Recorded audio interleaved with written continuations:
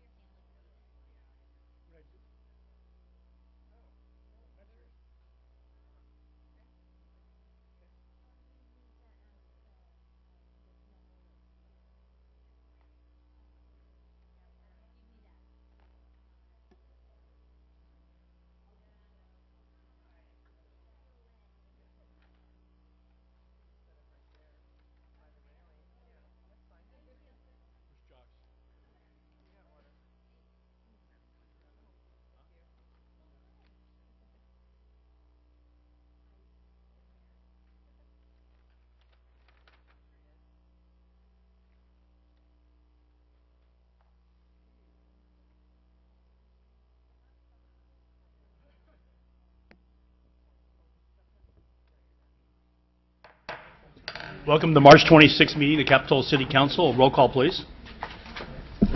Councilmember Harlan. Here. Councilmember Botar. Here. Councilmember Bertrand. Here. Councilmember Termini. Here. Mayor Norton. Please stand for the Pledge of Allegiance.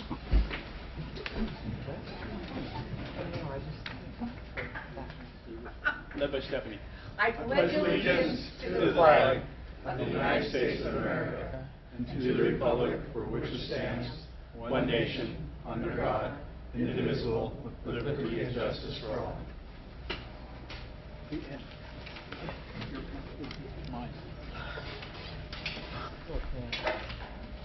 Sue, do you have the microphone? We have a presentation to make tonight. John Barasoni, could you step forward, please?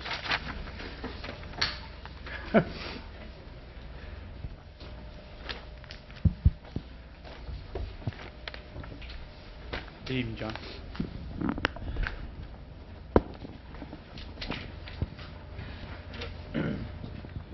Is your family here right now? No. In recognition of John Barasoni, Capitola City Attorney, September 2002 to March 2015, where, sorry, I put my glasses on. Whereas John Barasoni is a native of San Francisco, where he lived for 35 years. Whereas John went to Gonzaga University in Spokane. Are they still in the? Yeah, they play tomorrow night against UCLA. Where he met his future. Are you going to again? No, of course. Where he met his future wife, Susan Atkinson, and then he received his bachelor's degree cum laude in 1975, and his law degree with honors in 1979 from the University of San Francisco. Whereas John and Susan have been married for the last 23 years and have 3 children. Edmund, is that 32 years. 32 years. 32 years. My son's 30, so that's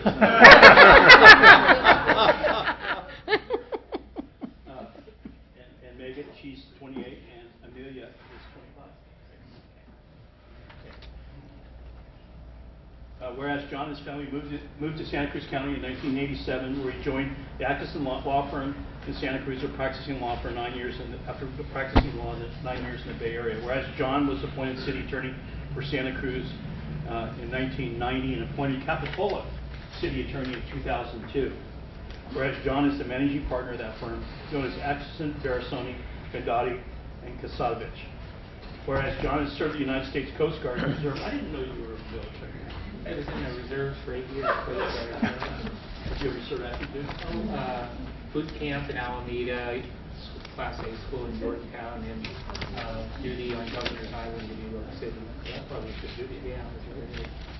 And belongs to Sunrise Rotary Club, club president from 1995 to 1996, and is an active member of the League of California Cities Attorneys Department, as well as various city attorneys organizations. John has served on the boards of several local nonprofits, including Goodwill Industries, the Dominican Foundation, and the Live Oak Senior Center.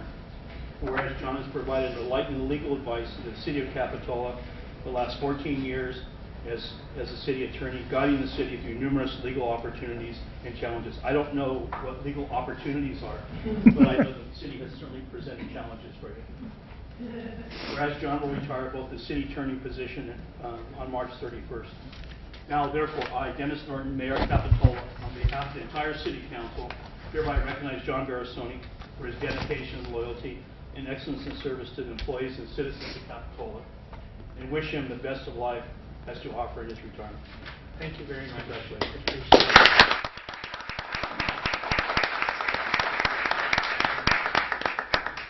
Just a few thank yous. First and foremost, I want to thank the 7 city councils that I've worked here in Capitola. I've always had a great relationship with all the council members. They've been a pleasure to work for, and I appreciate their civility and willing to work with one another, even on issues that they disagree over.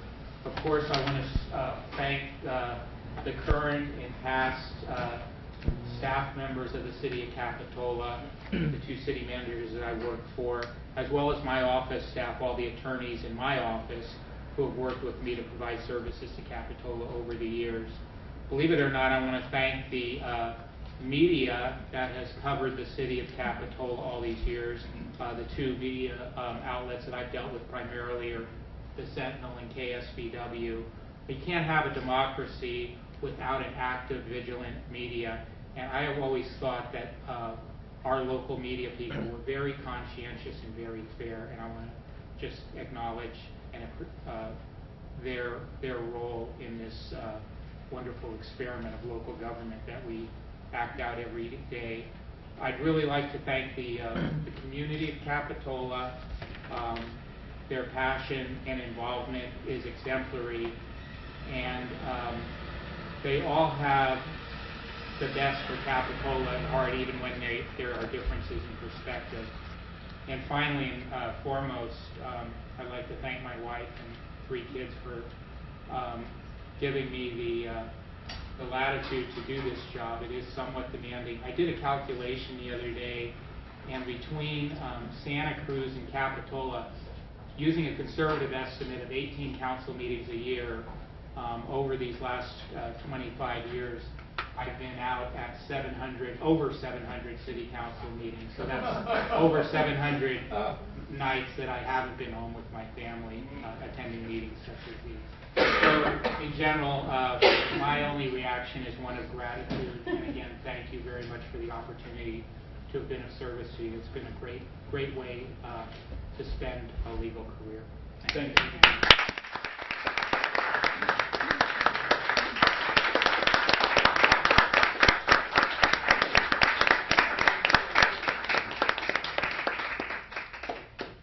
John, we have a little token of our appreciation from the City Council and employees. And we went out looking, what does John need in retirement? And I don't know what you're going to do, what your plans are, but I know that you are a companion with a number of ex-employees, Daniel Costolak, and a number of them that do a lot of hiking. And so we decided that the best thing to get you, and this is not for hiking, but this is because you're bored of sitting around the house, that you're not always going to be welcome in the house. You have to find some other places, maybe to sleep at night. So we bought you a sleeping bag that'll work on your front porch. So you always have a place to sleep in your house. Thank you very much. It will be delivered to you in the next week here, and that's your brochure on that. Thank you very much. Appreciate it. Thank you.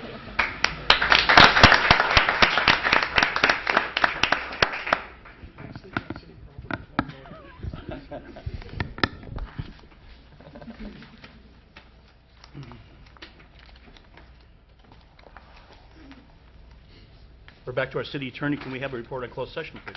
Yes. The items that the City Council discussed in closed session were the labor negotiations with the bargaining units that are listed on the front page of the City Council's posted agenda. In addition, we received a letter from the plaintiff's attorney in the Schrodel case 2 days ago after the agenda was posted, and prior to going into closed session, the Council made the necessary findings to add that item as an item of council discussion in closed session.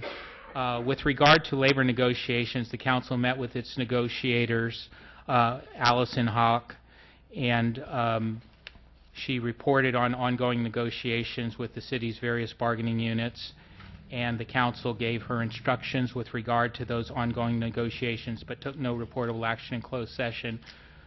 Similarly, the council received a status report on the Schrodel litigation from the city attorney, but gave me no direction, took no reportable action in closed session, but did give me direction with regard to the ongoing defense of that lawsuit. And that's the end of my oral report on closed session. Thank you, Mr. Barassoni. Thank you. Since the publication of the agenda itself, we have received some additional materials. And in regards to item 9B, supporting Senate Bill 334, Lynn Robinson gave some additional material. Item 10A, countywide homeless strategic plan. Some additional material was submitted by Gene Graham. And item 10B, ordinance to establish regulation for electronic cigarettes. We received a revised draft ordinance, correspondence from Friday Night Live Partnership, and correspondence from the Community Prevention for Partners in Santa Cruz County. That's additional items that Council received to our agenda. Is there any additions or deletions to the agenda? Staff has no changes. Okay. This is the time for public comment, and any member of the public may address the City Council on any item that is not presently on our agenda.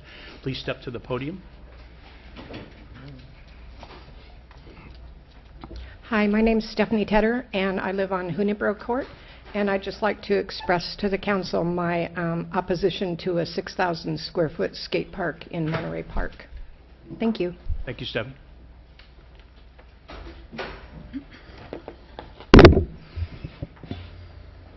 Hello. I am opposed to the proposed 6,000 square foot skate park design of 9/22/14 by Dreamland Skate Parks, for which the City Council gave the go-ahead to be placed in Monterey Park at the City Council meeting this past February 11th. At that meeting, the City Council acknowledged that 95% of the neighbors living adjacent to Monterey Park opposed the proposed design. Nonetheless, the City Council voted 3-2 to allow this proposal to move forward. Council members Norton, Bottorff, and Termini dismissed neighborhood concerns as, quote, irrational fears, unquote. Labeling neighborhood concerns as, quote, fears, unquote, is a method employed by the skateboard proponents to dismiss legitimate concerns raised by the neighborhood. Many neighbors felt this usage demonstrated a bias on the part of some council members in favor of a developer with deep pockets over the concerns of people who actually live in the neighborhood. At the very least, I feel it demonstrates that some council members did not actually take the neighbors' concerns seriously. Some neighbors are angry, many feel betrayed, and some, including myself, feel deeply hurt by the council members' words and actions. Up until that moment, I felt our elected city council members truly listen to the people who live in residential neighborhoods, and that the council supports maintaining the character of Capitola's residential neighborhoods. The Capitola General Plan states that Capitola will preserve the character of residential neighborhoods. Yet, in this case, the neighborhood residents' concerns were not just ignored, but totally trivialized. I do not have, quote, irrational fears, unquote. I and my neighbors have educated and informed concerns. Those concerns are concrete, and they are regarding a very real 6,000 square feet. Please demonstrate your support of maintaining the character of Capitola's residential neighborhoods and reconsider your approval for this proposal. Thank you. Would you please keep your name for record, please? Lynn Bryce. Thank you, Lynn. Hi, I'm Terry Tedder, Hunibro Court. Talking about the skate park also. As I look at the park, I see that there's only one permanent immovable structure in that park, and for instance, the baseball backstop can be picked up and moved. The benches can be picked up and moved. If a skate park goes in there, that's not going to be able to be removed, even if it turns out to be a bad idea, and it very well could. I remember at a meeting with two councilmen, they said that nothing was going to be decided permanently at that meeting on February 11, 12, and that I understand that's true, and you people are going to have to vote on this again if it comes back from the staff. And I hope that this time you'll be more inclined to listen to the concerns of the residents in the immediate vicinity, who felt like we had been sort of lulled into a false sense of security and blindsided by that vote. So I'm just asking you to reconsider before the next vote comes up. Thank you. Thank you. Good evening, Mr. Mayor, council members. My name is Richard Lippy. I live on Monterey Avenue. And tonight, I'd like to address the public input factor of the proposed 6,000 square foot skate park at Monterey Park. And even though I'm opposed to that particular design, Through my recent research, I think that a lot of us are being disadvantaged. Not only the opposition, but I think the supporters of the park are being disadvantaged. The kids are being disadvantaged. The council members are, and also city staff. And this is why when I went down to the county building to research Jose Avenue Park, because I thought that was maybe the same character, I found some really interesting information that park is 3.8 acres, which is approximately Monterey. The land was accessed in 1994. The public input process started in 97. A permit was taken out in 1998, and the park was built in the year 2000. There was a series, and this is from the cover sheet on the drawings that were submitted in 1998, a series of community meetings during the park master plan process focused on issues and concerns relating to the proposed park identified, and formulated design goals and objectives, and held a hands-on park planning design session with community members. The preliminary park master plan was then approved in concept by the County Parks and Recreation Commission and the Board of Supervisors. So what this tells me is that we've kind of jumped the gun. We have a concept, and we haven't had a series of community meetings. We haven't had anything hands-on. And even though the promoters had what they call a community meeting on January 24th, 2015, which I was not noticed also. I'm the nearest neighbor. I didn't get this notice. But I know that our concerns were not a part of this plan, this concept that was voted on February 11th, because it tells me right in the title block that this is a construction plan, and those of us in the industry know that a construction plan means this is how it's going to be built, and it's dated September 22nd, 2014. It's dated 4 months before this meeting was even held, and it never changed. It never changed until February 11th. I would like to see a full community meeting process. Thank you. Thank you, Richard.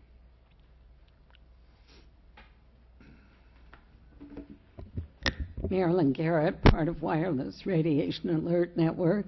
And when John Barasoni just received recognition, talked about how Capitola really has the best interests of the city of Capitola and the people at heart, and how we need an informed electorate to make wise decisions. What this gentleman just said about the process and the community involvement and decision making is well put. I agree with it, and I also feel like that needs to take place with wireless microwave technology, like the Wi-Fi in here. This is the elephant in the room that's generating dangerous microwave radiation. You all saw it take back your power. Thank you for the return of that. That has the independent scientists on the adverse effects. Two recent things I just saw a few days ago. One is that firemen in Los Angeles, this was a news clip, are protesting at their board of supervisors to remove cell towers and antennas on their firehouses, and which are harming them and the neighbors. There was, in 2004, I'm thinking back more than 10 years ago, the International Association of Firefighters wanted to have a moratorium on placing these antennas on the roof. These are Canadian and United States firefighters, because of the symptoms the firefighters were experiencing of headaches, fatigue, slowed reaction time, coordination off, tremors, etc. The ones sleeping in the firehouses had, with the antennas on the roof, had these symptoms compared to the others who didn't.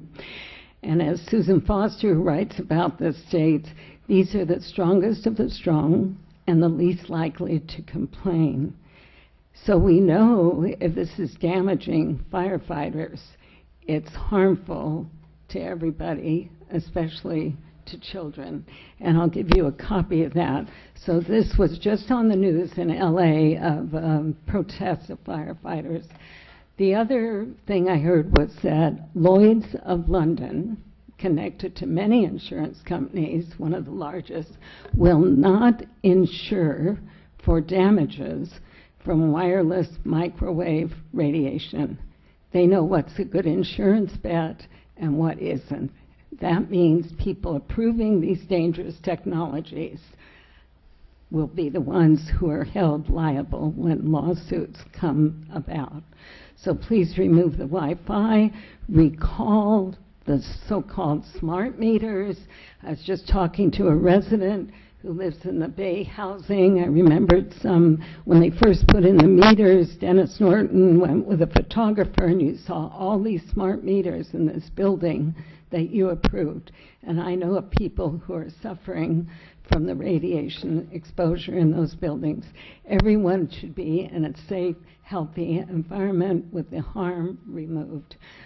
Thank you for your time, and I'd like to see you act on removing wireless microwave radiation technologies. Thank you. Thank you, Marilyn.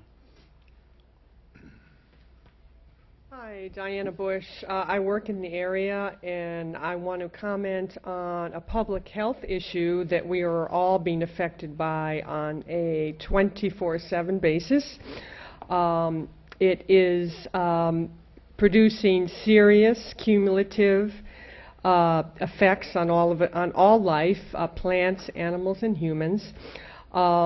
It's very tied into big industry and special interests for profit. But this is affecting everyone, regardless of where you are, whether you're inside a building, outside, walking along the beach, a tourist coming into the area. And this issue is microwave radiation. There are hundreds of towers and antennas in this immediate area, according to antennasearch.com. And what I want to make everyone aware of here today is that this is a serious threat, and it's been denied by industry. The studies are self-funded. There is a staggering amount of evidence that shows that the facilities that have been put up, whether it be smart meter cell towers, distributed antenna systems, or microcell units, are all emitting extremely high levels. And in fact, the levels they claim to emit turn out to be much higher when tested on scientific studies.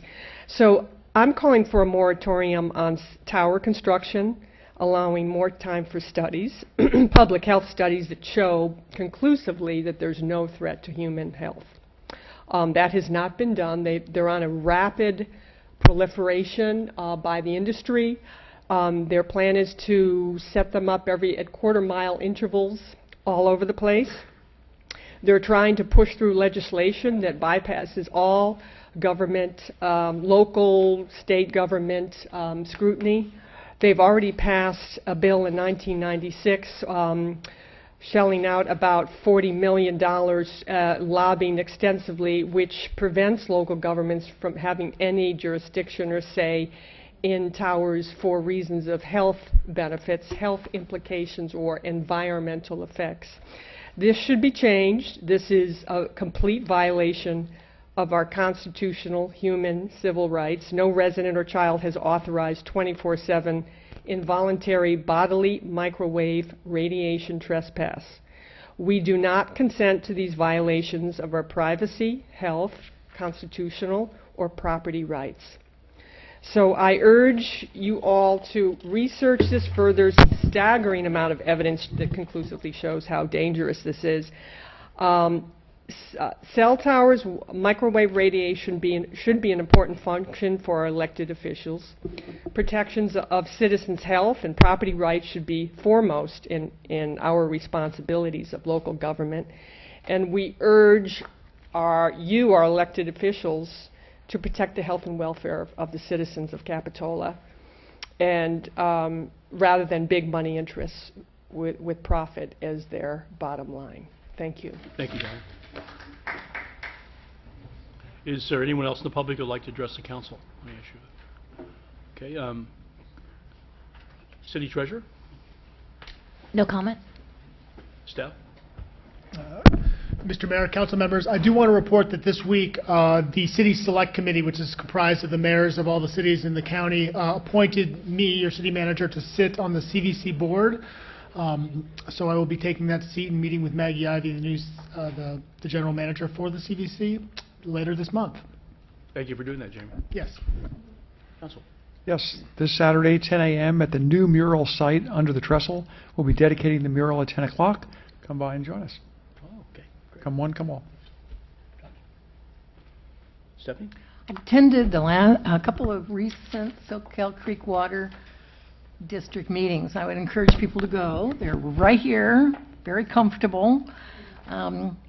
I went to the February 17th and the March 17th meeting, so I just want to let the council and the public know their packets are pretty substantial, and so I'm going to put this upstairs, and if anyone member of the public wants to come in and take a look at it, they can. I don't think it's in the library, and if any staff members want to take a look at it and so forth, a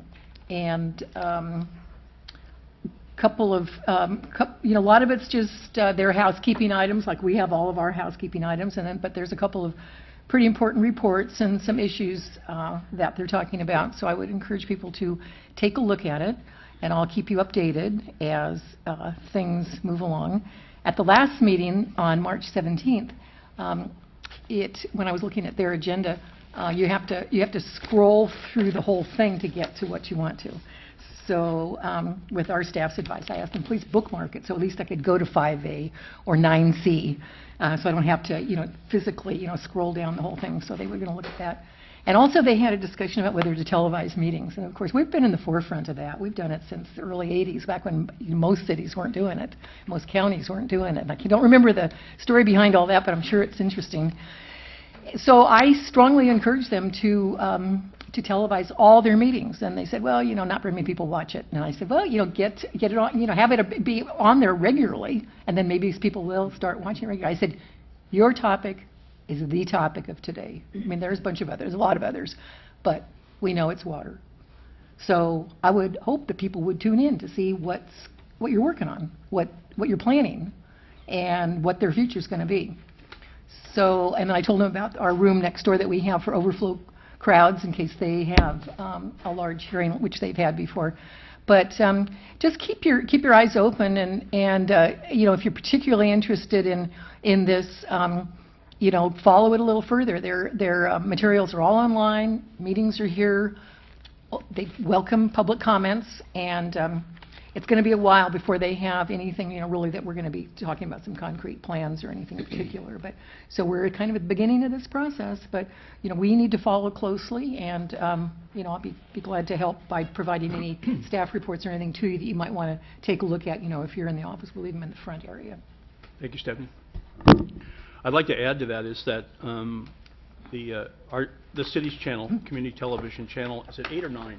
8. Channel 8 does broadcast this live, and also now AT&T now is going to carry us on channel 99, and so be able to pick up on the AT&T networks too. And also the Board of Supervisors, Santa Cruz City Council, and Capitola City Council will all be live on that channel. So that's added. And the sound wasn't on last Thursday night or whenever it was, 2 weeks ago for Planning Commission. No sound on 71. Yeah. And I understand we're supposed to call a number, I guess, at night when it comes on. I mean, if we have a problem. And was there a number? I didn't know we could call at night to try to get it back on. I was just shocked that there was no sound. There was a picture, but no sound. So. Thank you. Okay, we now move to is there any appointments to boards and commissions at this point, Sue, that we have to deal with? Okay, all right. Okay. Okay, we move the consent calendar, and in the consent calendar, all items are listed in the consent calendar will be enacted in one motion, the form listed below. There will be no separate discussion of these items prior to the council voting unless action of members of the public or city council request specific items to be discussed for separate review. Any member of the public can pull a item from the consent agenda for discussion if they so choose. Is there any member of the public that would like to pull an item? There being none, how about Move council? consent? We have a Second. motion to approve. We have a motion and a second. All those in favor? Aye. Aye. Okay. So your items, if you're waiting for, are approved. Thank you. Thanks for coming.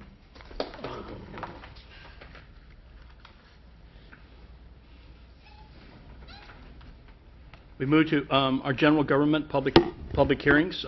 Item number 10 is a consideration of the countywide homeless strategic plan. Who's doing the staff report on that, Jamie? Mr. Mayor, I was going to introduce the items, and then we have a few honored guests here who are going to be making the Wonderful. presentation. First off, what you're going to be considering tonight is an update to the region's 10-year plan to end homelessness. This is a federally required plan, and we took this opportunity at this time now, when we was due to update the plan, to really take a hard look at this issue, which is so important for all of us. As the council knows, homeless issues have significant impacts on individuals who are homeless and significant impacts on the rest of our community. And numerous organizations throughout this region have been working hard to address and find solutions to the problems that we face with homelessness. What the plan that you're going to hear about tonight was really a recognition that to be successful, that the different efforts by the different groups needed to be coordinated, needed to address these issues in a holistic way, employing the best practices from around the county. A year ago, the county, in partnership with the Housing Action Partnership, which is a group which is represented by all the cities, Capitola being one, paired up with the United Way and the Santa Cruz Smart Solutions to Homelessness, all got together to form the process design team, which was the group that sort of helped guide this process, this update to the 10-year plan to end homelessness. The plan, which is called All In, Towards a Home for Every County Resident, really reaffirms the goals that were identified in the original 10-year plan to end homelessness, while expanding on the scope and commitment to aid our most vulnerable residents.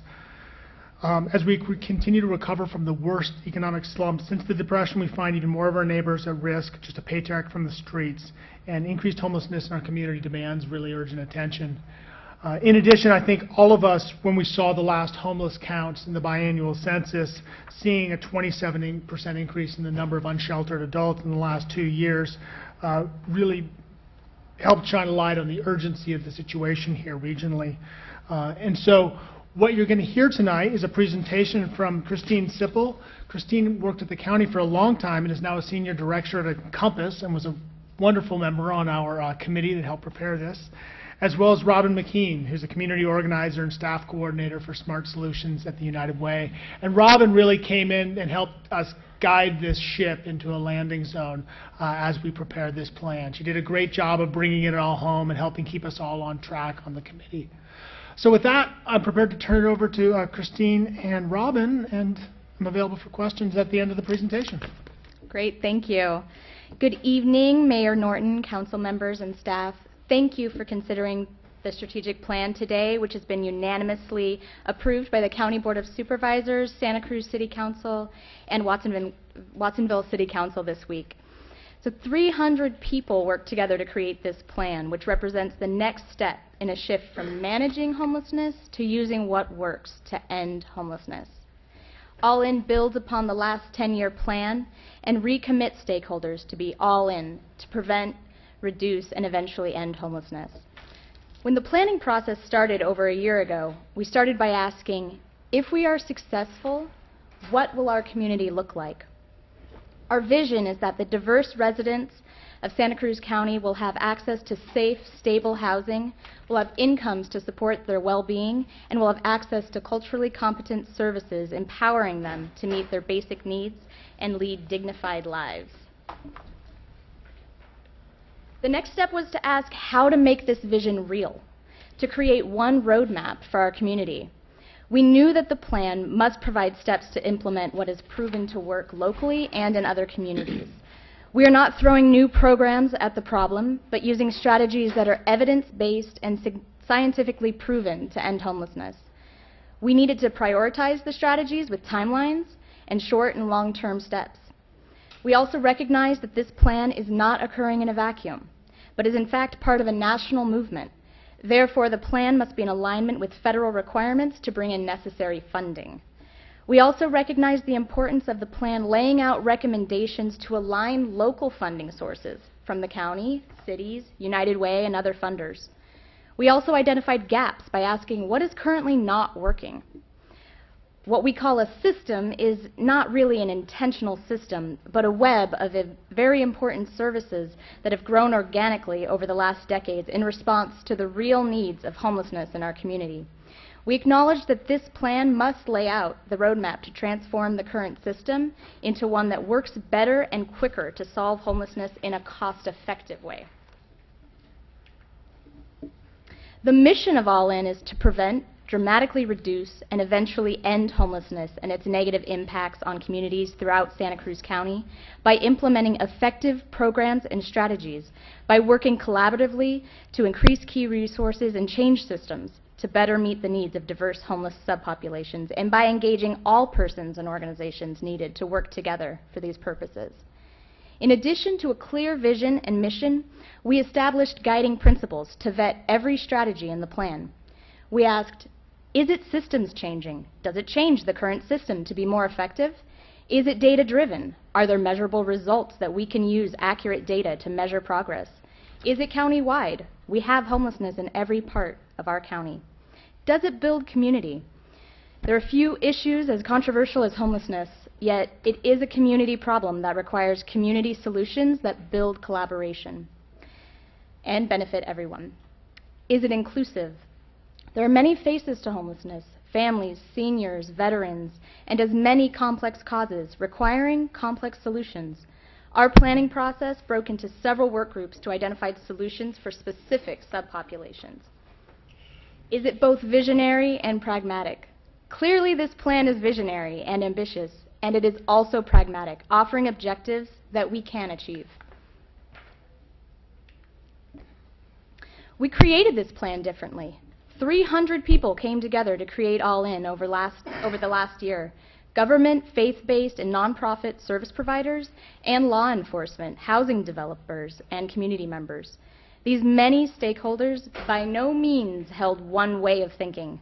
Still, this group worked collaboratively to create this single roadmap which represents the many things we can agree on. The process design team formed a year ago by establishing a strategic planning committee, a knowledgeable, geographically balanced group of 30 people representing diverse stakeholder interests. Thank you, City Manager Jamie Goldstein, for chairing this diverse group. The purpose of the strategic planning committee was to guide and oversee the development of the plan. Separately, 100 people participated in the work groups, developing strategies for adults, families, the Pajaro Valley, youth, veterans, and coordinated entry. 160 stakeholders, community members, and people who had currently or formerly experienced homelessness attended the 2 community forums we held in December, where we vetted every recommendation with the public. The plan consists of 8 strategic priorities, each with results, measurable indicators, and action strategies, both short-term and long-term, as well as the plan implementation strategy. And now Christine will describe the plan. Thank you, Robin. So All In, the name of our plan, is organized into 3 system-wide strategic priorities and 5 population strategic priorities. I'm going to talk a little bit about each of those. The first strategic priority, system-wide, is focused on transforming the crisis response system. And The results that we're looking for when we go about transforming that system is the creation, primarily the creation of what we're calling a coordinated entry system. And one of the things that Robin didn't emphasize as much, but has really been a support and a big driver to the development of our plan, is that the federal government has spent a great deal of time and has developed a number of evidence-based strategic practices that are focused on ending homelessness and ending chronic homelessness and veteran homelessness and a number of subpopulations. And our plan, All In, echoes and borrows those strategies and breaks the population of that's homeless in our community into these subgroups.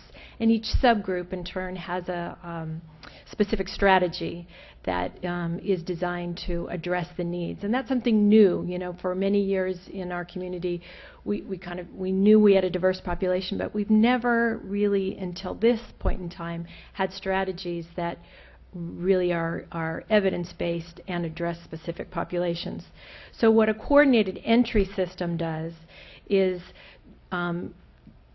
looks at each individual person as they become homelessness or as we encounter them homeless in our community, and brings them into the system. And the results we're looking for in that area are to, number one, increase prevention, and to actually increase the number of people who can be identified as homeless but diverted, get the assistance they need to be diverted before they end up having to rely on our system of homeless services.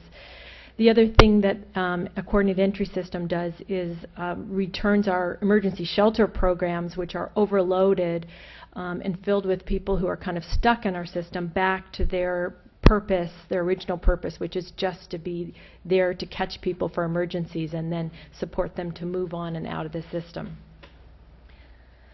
So how our crisis response system looks and works now is not very pretty. It's not very pretty to the people who have to try and navigate their way through it, and it's not very pretty for all of us to look at. But what happens in this system is that each of our homeless service programs are designed to meet certain needs and to provide certain services. And as each homeless person approaches our program, we as individual programs ask, does this person need the services that we have? And is this person eligible for the services that we have, be it shelter or long-term housing or rent assistance? Instead, what we want to do is create a system where what is asked when each person who is experiencing homelessness is encountered is, what does this person need to resolve their homelessness? What is the path? What are their unique needs and barriers, and how will our system work to deal with this person and end their homelessness? So it's a very different approach. And what we'll use in this coordinated entry system is something that has also been developed and tested and studied in other parts of the country, is a uniform assessment that does exactly that. It matches the needs of the person to resolve their homelessness to the level of services and the type of services that would be needed. So moving on to our second strategic priority, that's system-wide, we know we need to increase access to permanent housing. And this will come in a couple different ways. One is through something that we're calling rapid rehousing. And that's when somebody who hasn't been homeless for that long, an individual or a family, has a rental record, has resources, has support. What they need is assistance to get right back into that housing. And it might be short-term rent assistance, it might be assistance with their energy bills, it might be legal issues that have to be addressed. But so that's what rapid rehousing is, and that's one form of increasing permanent affordable housing. The other is something that you've probably heard about, permanent supportive housing, and that's when we assist somebody through usually a subsidy to access permanent housing, permanent rental housing, and we make sure that when needed, the supports are there to help that person keep their housing and retain their housing and be successful in it. And then finally, we need to increase the availability of affordable housing just for our low-income populations across the community. These are folks, families, individuals who don't need intensive support services, but do need a way to make their housing affordable. The last system-wide strategic priority in All-In is something we call integrating systems and community support. And the results we'll be measuring and looking for there are making sure that our systems work to provide people and make sure that they know and can access the mainstream services that they need in order to prevent homelessness or reduce the length of time they're homeless. And then second to that, we need to prevent, this is something we haven't been that good at in our community, is prevent institutional discharge into homelessness, into street homelessness. And that happens in our hospitals, in our jails, and it's something that we can do something about. We can have systems, and so that discharge planners in those systems or staff that are planning releases have strategies and contacts and know what to link someone to, and at very least do that assessment and put that person into our coordinated entry system and make our system aware that this person is homelessness and what their characteristics are and where we can encounter them and what their needs are. And then finally, in this strategy, we're talking about measuring our community members' experience of safety. And that affects, that relates both to homeless people who, and what we'll do in order to do that. One of the measures is actually measuring crime related to homelessness, both homeless individuals who are victims of crime, experience crime, and also homeless individuals who commit crimes, and measuring those changes. That's an outcome we know that's important. So then we move on to strategic priorities that are directed to particular subpopulations in our community. And the first strategic priority is ending adult homelessness, and within this group are adults who are chronically homeless. And we actually put a stake in the ground and said that we want to be able to end chronic homelessness by 2020. And that was a bold goal. But we know that ending chronic homelessness, reducing and ending chronic homelessness, is key to the rest of our success in ending ending homelessness, because studies show that ending chronic homelessness reduces public costs, it frees resources for resolving other types of homelessness. So our recommendations here are to work with that within that same coordinated entry system, and some of the strategies you've heard about with our 180-2020 program, which focuses resources on individuals who have been street homeless or chronically homeless and are medically vulnerable, and links subsidy through our housing authority or another source with supportive services, and uses a housing first methodology to get people into housing and support them to retain that housing. We have just about 1,000 people, as measured by our last homeless census, who are chronically homeless. And so that group of people, until we resolve homelessness among that population, it's going to continue to really zap our resources that we need to end homelessness for other populations. The next strategic priority and population group is family homelessness. While families in general face less barriers to ending homelessness, especially families that have support systems and are intact, we do know that poverty, domestic violence, mental health or substance use issues, children's trauma, lack of education, job skills, cultural differences, there are a number of barriers that families do face, and they do contribute to people losing their housing and ending up homeless. So that we have strategies that we want to focus on that population. We also looked at a strategic priority that and had a work group that brought together people just to look at our South County area, the Pajaro Valley. We know that there are, specific issues related to cultural competence in services provided there, and we know that there are unique issues with the population, including a large agricultural farm worker community and a multiplicity of languages. And right now our homeless service systems in that area are fragmented, and they've been in decline for the last couple of years, so we know we need to focus particular strategies on that area. Our next population-specific strategy focuses on young adult homelessness. We also have a large number, by our last count, of young people ages 14 to 24 who are homeless. They're not often as visible as our chronically adult homeless population, and they, as a group, they're less apt to access services, and the great majority of our services are designed for adults, and young homeless people don't feel comfortable and don't access those services. We really need strategies and a system designed for that particular population.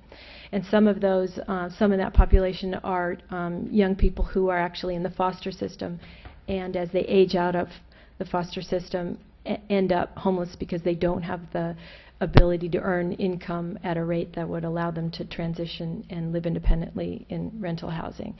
So I think we especially owe in our community support to that population so that they don't end up as chronically homeless adults. And then our final specific population and strategy is about ending veteran homelessness. We'd like to end veteran homelessness by 2016, and I'd like to thank the council here who, with all the other councils and mayors, entered into the Mayor's Challenge to end veteran homelessness by 2016.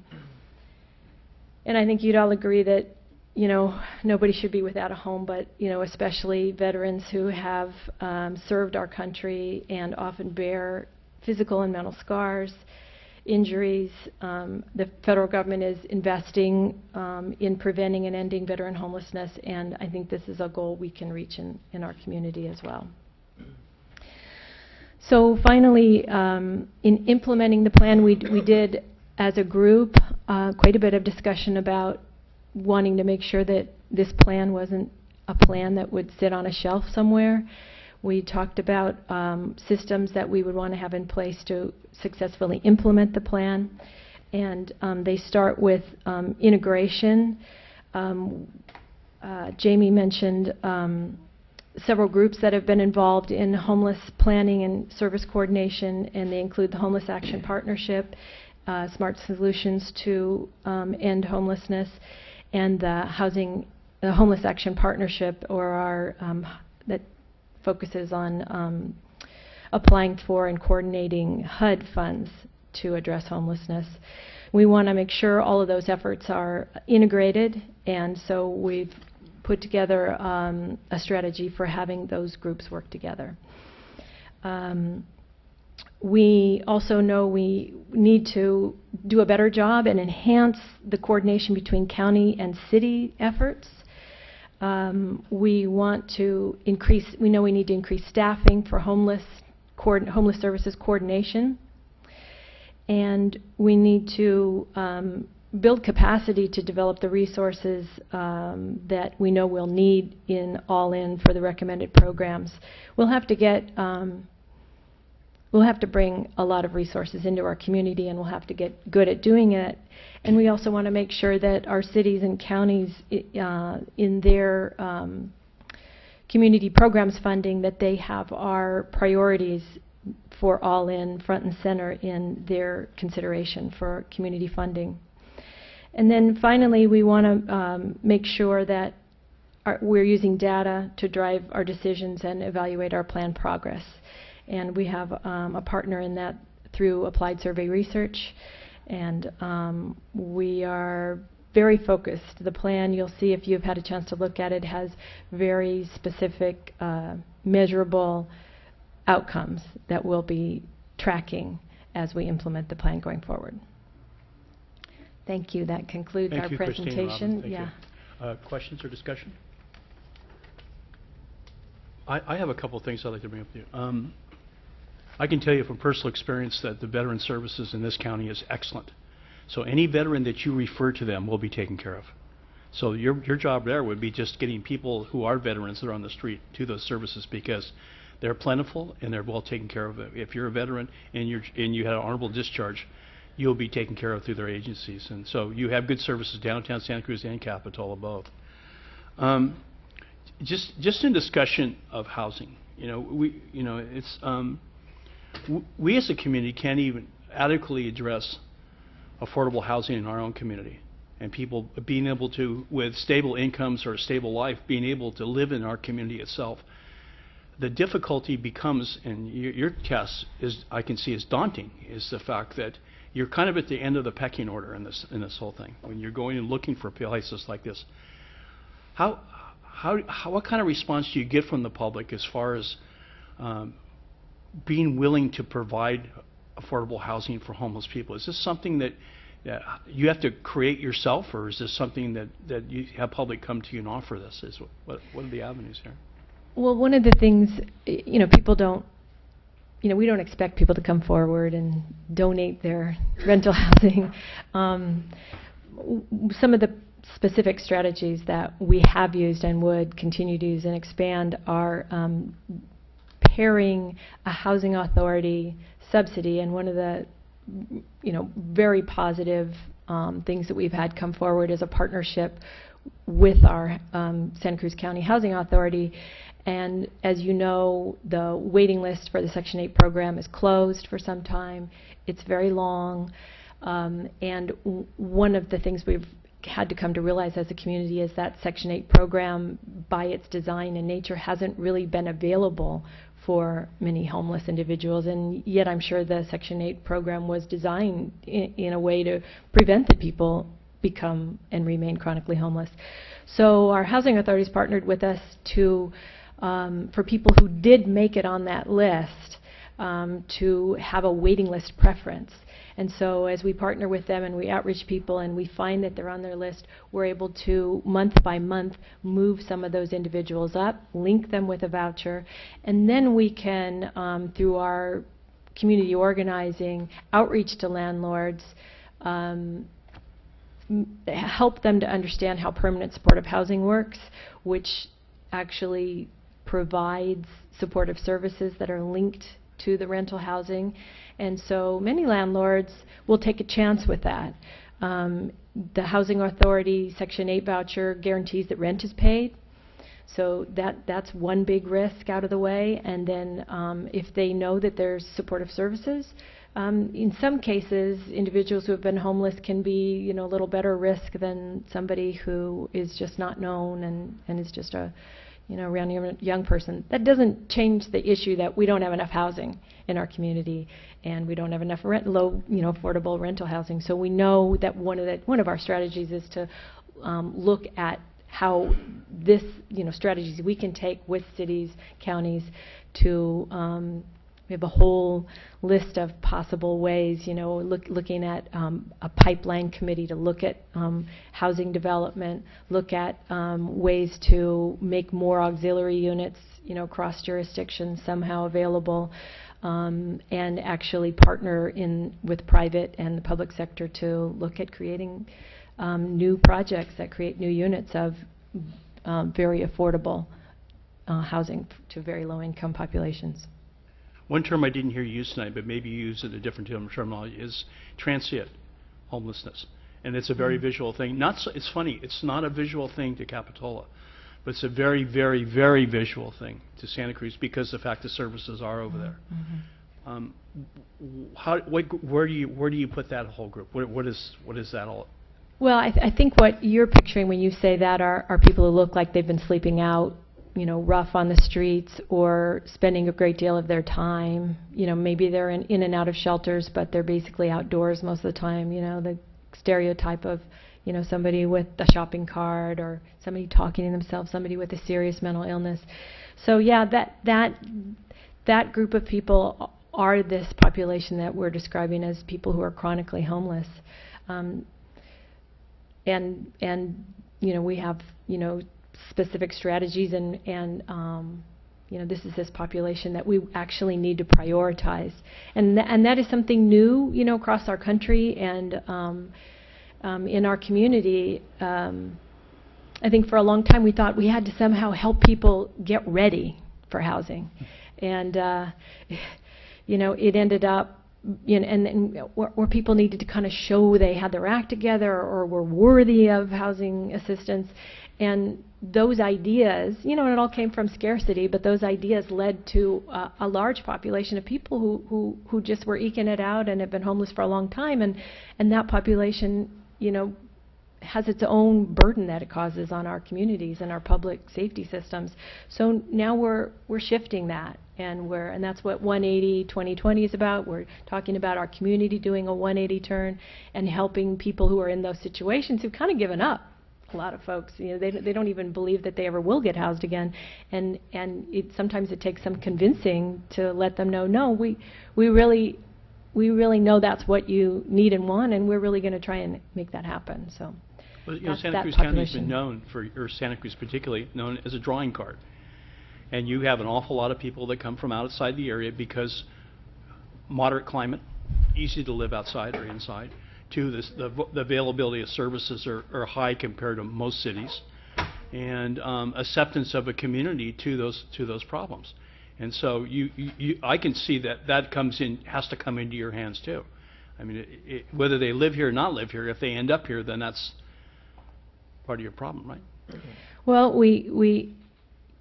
people who are homeless here are our challenge, and I don't know that we're. The data would show that, the percentage of people who are homeless in our community who come from other places are the minority, and it is a reality. People come to Santa Cruz and to California from all over the country, and I don't think that homeless people who make that migration are overrepresented, frankly. I mean, we are a nation of people that's moving to the west and to the coast. I hope you're correct on that, but a lot of people disagree with that whole thing. Well, because if you were asked on the street where you're from, where are you going to tell them? So, right. But the fact is that if they're here, they're your responsibility. I mean, that's something you have to work towards. And people, and in any coastal, we know the data shows that that California communities do have, a higher percentage of per capita homelessness. That's true, and coastal towns and coastal communities. So I don't know that we're so different. I actually don't know that our services are so much richer, and we have such difficult housing market. We do have places. We have a lot of park areas where people can, like I say, eke it out. So we know that. But our research, when we do our census and we do our needs survey, I don't think we're that different from local communities. But people, it's a burden. So people are, everybody's affected by homelessness. We know that. So rather than debate who merits assistance, we're going to solve it and resolve people's homelessness, and that's our challenge. We appreciate the work that you do, and your job is daunting. Thank you. Megan just handed me data, and I share it. From our last census and survey, 72% of those who were surveyed say that they were living in Santa Cruz at the time they became homeless. They may have left and come back, but... Okay, thank you. Yeah. I just have a simple question. The homeless people I talk to, one of the things that's a big problem for them is crime, especially crime amongst themselves. One of the big things that they have an issue with is storage of the belongings they have. Does this program deal with that? You have ways for them to store what they have so that they don't get stolen, or, I mean, I read, but I didn't see anything in there about that. You want to say something about that? You know, programs, individual programs try to accommodate that as much as possible. That's the last thing we want if we're trying to engage someone in services. The last thing we want is to have that be a barrier, that, you know, people's stuff is important to them, right? So I know that from my experience, you know, different programs deal with that. But rather than building big storage areas, I think what we really want to do is find people housing and help them to afford it and stay in it, so they have a place to keep their things and have them safe and not have them be at risk to be stolen. So I hear what you're saying, and you know, it's part of our approaches. All of our approaches are individualizing responses to people and treating people with dignity, and certainly not having to tell someone that you need to get rid of all your stuff before you can come in for shelter or services it doesn't fit that response. So I think that approach is good. The last person I asked that question to, and I asked it quite a bit of times, and I said, well, what about River Street? And he said, well, they put it behind the counter, and when the guy goes on break, it's gone. So it's a big problem because this person doesn't like to be seen walking down the street, and they do apply for jobs, and coming in with their backpack or their sleeping bag or whatever it is they're carrying is an impediment. it's a huge problem. It's a huge problem. People lose their medications over Right. and over. And their ID, that's Their another ID, major one. It's a huge problem. People, you know, losing their things and trying to keep their lives organized while they're homeless and shelterless. It's a huge problem. I would just add one thing. As long as there's homelessness in our county, there will be so many of those immediate need issues, and we have fantastic programs that are doing the best that they can to manage those symptoms of homelessness. All in, really focused on preventing and reducing and ending homelessness. So the plan is really the strategic roadmap of how we're going to get to end homelessness. It does not incorporate every single fantastic program that's out there dealing with where are people going to sleep, what are they going to eat, where are they going to keep their things safe. But that is one piece that we did look at when we were looking at addressing needs in South County, because there isn't that central location like River Street Homeless Services Center where people can go to have a mailing address so they can get important letters and have lock-up places where they can keep their things safe. Christine, thank you very much for your presentation. Is there anybody else in the audience who would like to address the council on this issue? Please step forward. Please step forward.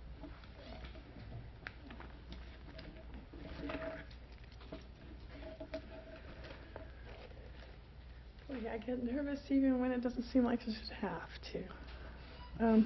My name's Linda Lee Master. I live in Capitola. I visited you before at hearings. I think the CDBG one must have been the last ever or something, but I've been working for the last few years to help with smart solutions to homelessness, and one of our little committees at that council, it's a countywide collaborating leadership council, now under the fiscal umbrella of United Way. We have a group that meets for homeless people in different places, and in the past, I guess 1 year, I brought the information to you of things that came up from people I've met in Capitola who are homeless. Not to say they're always in Capitola, or I've met a good cross-section, but I did meet them here, and some came to our meeting. And I've been homeless myself a number of times, and that's why I think it's important to chime in on this, because while I haven't had any, unless you call 6 months chronic, I haven't been chronically homeless, but I've been recurringly homeless because it's an economic issue. So even when you do everything you can to not lose your ID and not lose your credit, which is a pretty phenomenal thing to do when you have no money, you still get homeless because you move in and 2 years later the rent goes up $100. Who can juggle that? My whole income is a disability check, and that's only been true since, what, the early 90s? And when I worked, my check, my take-home pay, working for a property management company here in Capitola, is less than that. So it all goes to the landlord. And I'm afraid that seems to be typical now. I wouldn't have said that then when I noticed it, although it may have been true. Anyway, so I really appreciate the questions you asked and the sensitivity, but it is an opening for me too. And I have notes somewhere. I guess they're upside down. I want to talk about some things that all of us, that everybody here, and perhaps especially people that get to talk to a lot of people like the elected council members, can do to make this plan, which, by the way, I think is great, and I've been trying to work in this arena in my way for decades, to make it work even better. Your questions are right on the mark, as uncomfortable as they may be, in my opinion. But there's things we need to do, and that'll underscore this plan, and it'll make something that's got to be better than what we have now really work and make people like you and me proud. One of them is, and maybe it's obvious, but it sounds to me like we live in a world with a field of thought and words wherein it isn't obvious, so I'm going to say it. We need to be open to change at every level of our social and professional lives, and I think in front of our children too. We need to change our immediate universes, each one of us. We have to take this responsibility. There's no other way to do it without burning people out. Why burn people out? We can all do a tiny bit. We need to change things so that the homeless survival system, to the extent that it can incorporate all the people who are homeless, doesn't have to be a separate, freestanding, made out of leftovers and recycles system. We need to be willing to integrate things that people all need so that some of them end up keeping people from getting homeless. We need to come up with ways, for an example, so that maybe there'll be a lot smaller subsidies, but so that people that just need a little break on their rent for a while, they can get that and then move out of it maybe. I want to tell you a story about the 13 years it took on the waiting list, what happened to me while I was waiting for a housing subsidy, but there's not time, so call me if you want the gory details. If we do those kind of systemic changes and make it okay to say homeless without everybody seeing scary bums and even unscary panhandlers that may seem to get in our way, that will make it easier for landlords who have decided across the board not to rent to poor people the way they might decide, depending on their property, not to rent to dogs and cats. We need to change so that it's viable and appealing for a landlord to rent to somebody with a minimal income but a support system. This plan will give them enough support system, and if they're able to become healthy, it'll grow into the kind everyone else has again. For a lot of people. We need to look at, I think every city, and especially here where we're small and we can do something small as a model, every city needs a viable emergency shelter system. And if we get half the stuff in this plan, and I think we will, unless the government, this federal government folds, the system for the emergency shelter will be there that wasn't there when there were a few, granted. Starting out under the table or off the map. I was a New Life Center when it was not known, but it was an emergency shelter. And they did fine that way, but in the system, there's a lot of things like insurance and not leaks. Those things are possible. We can do things like that, but we have to be willing to let somebody that's not related live in a house with someone else that's not related without them being frail and elderly or court-ordered. That's an easy systemic change we can make, and I could get into others if you're interested sometime. We need to make all the network that you're acknowledging for Christine of homeless people's allies, bureaucratic allies, advocates, legal workers, people that can pull your ID you haven't seen for 40 years because they burn in some other state to get you an ID that proves you were born. We need all those people, and it's very broad. Linda, you need to conclude, please. I'm sorry. Thank you. Okay. Well, I'll shorten this list. There needs to be more local humanity in what we say about people. We have to realize it's 1 out of 50 homeless people that everybody thinks is the homeless, and stop doing that. And part of that is addressing mental health, but also local money. Maybe it's a matter of dollars instead of tens or hundreds, but there needs to be a little local money. I wanted to give this to you. Hopefully you've all heard about it, but just as a reminder, this is the, not the other, Oral Histories Project. Will you share that with the council? And ask you to let people know there's a way you can meet homeless people at home, at your computer.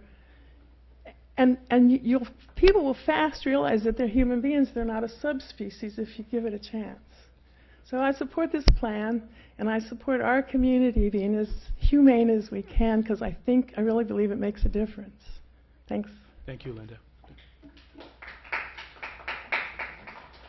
May I make a comment? No, let's go. Is there somebody else in the public who would like to address council? Okay, back to council. Josh? Yeah. Reference to the last comments. I was just at a symposium given by NAMI, and they had a panel of, I think, about 4 homeless people talking about their stories. And by and large, the success those people eventually were able to achieve was actually dependent on someone actually reaching out to them. It was in conjunction with that and the system that helped. But that sort of broke the cycle. So I agree with you. So is there a motion with the council to adopt the homeless strategic plan? Second. Is motion is second. All those in favor? Aye. Aye. Motion carries. Thank you very much for bringing this to us. Thank you all. Thank you. Thank you.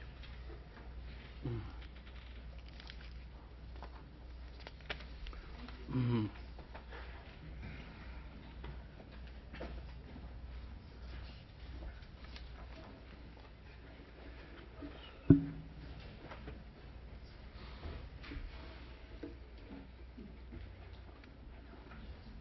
Okay, we move to item 10B, which is an ordinance amending Chapter 8.38 of the Capitola Municipal Code, establish regulations for electronic cigarettes.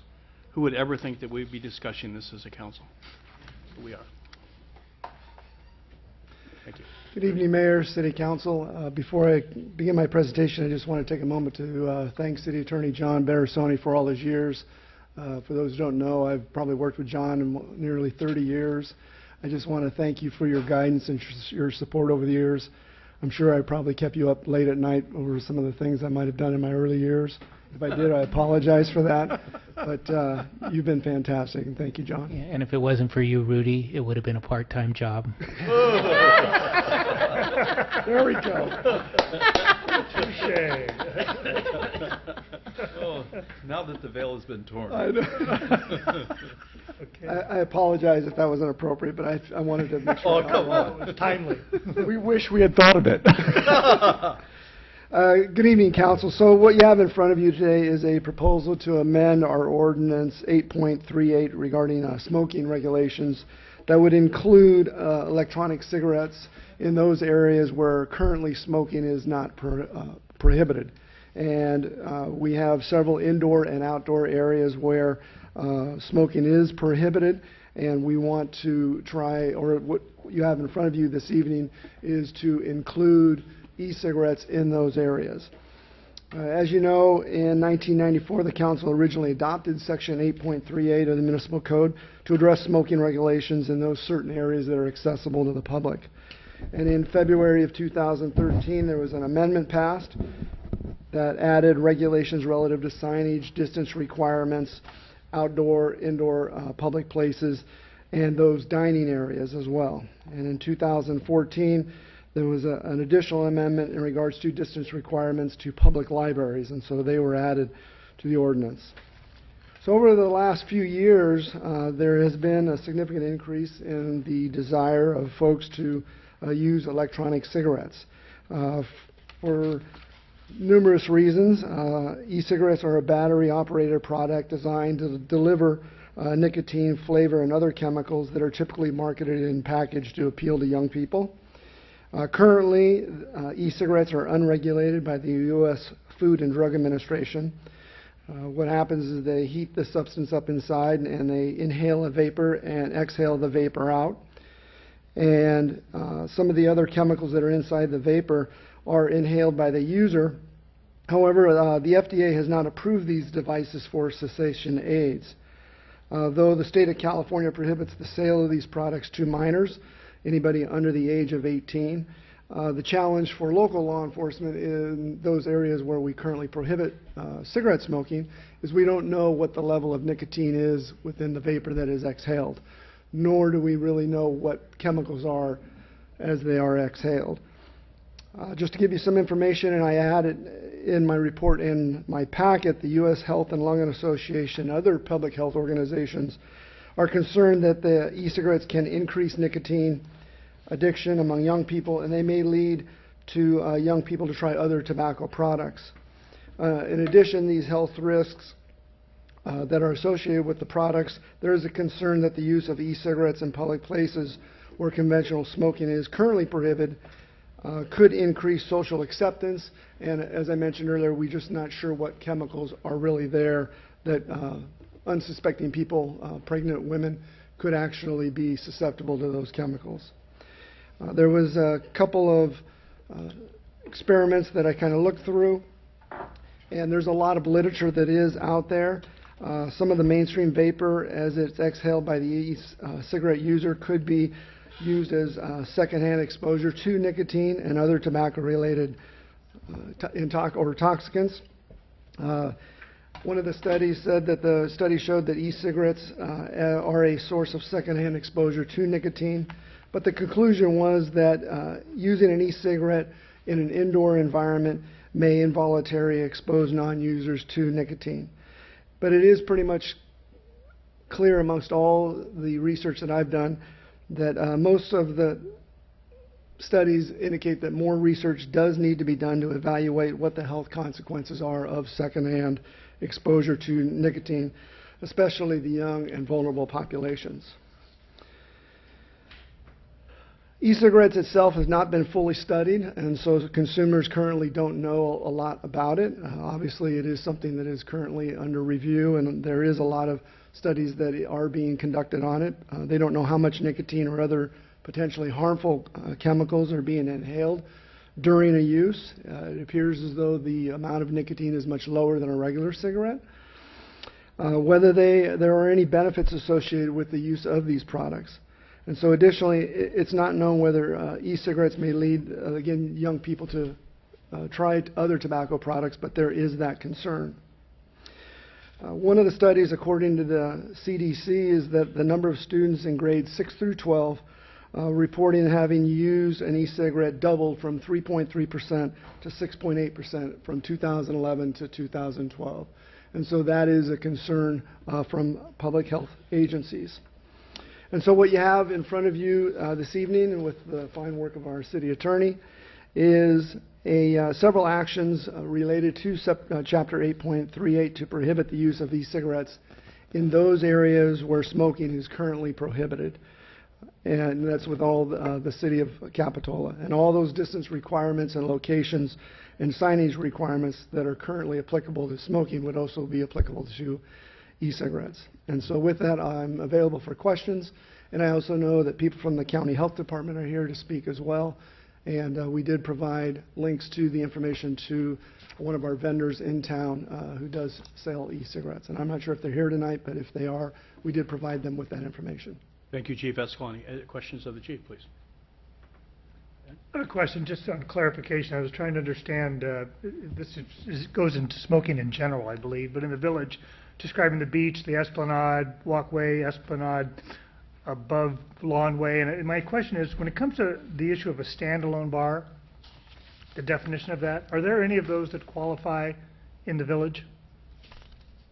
Or do we have any, is my question. Well, it does apply to public events, and so if there was a public event where there was a standalone bar, then it would be applicable. However, we wouldn't have a standalone bar on public property in a private event, but if it was accessible, then at least the no smoking rule would apply. And that would be my interpretation, unless I'm wrong on that. Unless it's on private property, which is one of the abilities of the ordinance. If you're on private property, in your backyard, and you're having a party, semi-public event, it's up to you, right? That's correct. The current ordinance would not be Right. applicable. Maybe I didn't ask the question. I just wanted to, when I read the definition of a standalone bar, it said it was a bar where no food was served. And my question is there any bars in the village that qualify as a standalone bar? Or is that a I think he's different- probably talking about type 47, license 47 bars. Yeah. I don't think there are. I don't think there are The answer would be either. no, then. Yeah. So essentially, there would be no cigarettes or e-cigarettes in the village proper. That's correct. Thank you. Sorry for the confusion. No, it was the way I asked the question, Chief. I wasn't trying to trap you. No, I knew that. Question, Chief? I have a question to you, John. Under enforcement, 8.338, says, item D says, notwithstanding any provision of this chapter, a private citizen may bring legal action of enforcement to this chapter. What does that mean? Well, they could take file a civil lawsuit for nuisance and, seek, if somebody's continually violating the ordinance, and somebody lives next door to a violator, and that person is being unduly impacted and the city's enforcement isn't sufficient to stifle that, that person could then rely upon the city's ordinance to argue that it's a nuisance and ask the court for a court order enjoining that illegal activity, and then what it would do is it would place the violator in a position of being in contempt of court if he or she violated the ordinance again. So using the legal system, the person Right. couldn't actually try and enforce it themselves then? No, you have Okay. to Okay, use- great. Thank you. Mr. Mayor, can I follow through on that? Sure. I just heard you say something that someone's constantly violating next door to them. If someone's sitting in their backyard smoking an e-cigarette, the person next door couldn't necessarily bring, because it doesn't violate the ordinance. That's correct. Okay, thank you. The other thing, after we prepared this ordinance and it was put in your agenda packet, we had some conversations with County Environmental Health, and they gave us some information that said there are some newer state-of-the-art definitions for 3 terms: e-cigarette,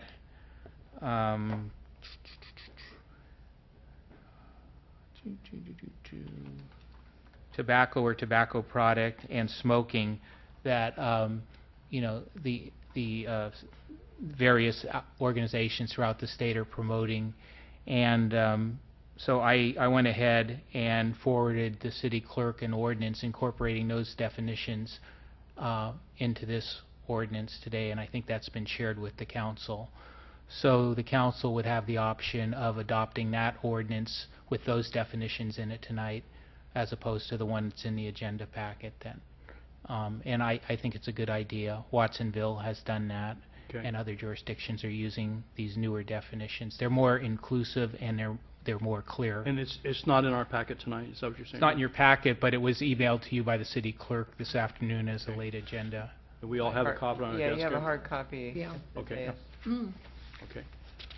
Is there any member of the public who would like to address us on this issue? Please step forward.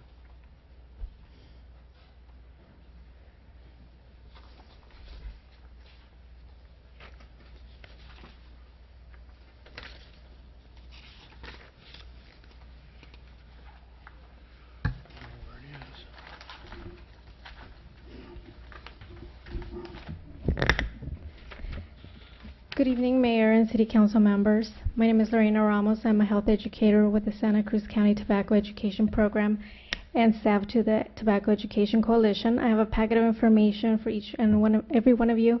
It includes information on e-cigarettes, as well as the letters of support from 5 different organizations, including the American Cancer Society, Community Prevention Partners, PVPSA, Friday Night Live, and the Coalition. Tonight, I would like to share a few of the latest statistics and study results on electronic cigarettes that pertain to youth.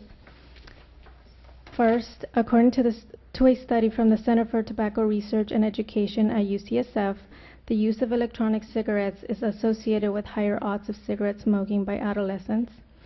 In 2014, the Monitoring the Future study, which tracks substance abuse trends among youth nationally, found that among 8th and 10th graders, current e-cigarette use was double that of traditional cigarettes.